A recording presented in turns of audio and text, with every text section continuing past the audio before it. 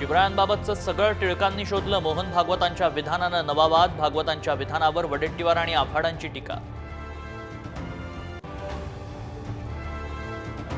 विधानसभेत शिंदे दादांचा सुपडा साफ होणार. भाजपचा अंतर्गत सर्व्हे फुटला. रोहित पवारांचा दावा. लोकसभेची पुनरावृत्ती विधानसभेत होणार असल्याचंही ट्विट. अमित शहांसोबत मुख्यमंत्री पदाबाबत चर्चा नाही. चर्चेचं वृत्त अजितदादांनी फेटाळलं. जागा वाटपाचं ठरल्यानंतर माहिती देणार असल्याचंही वक्तव्य.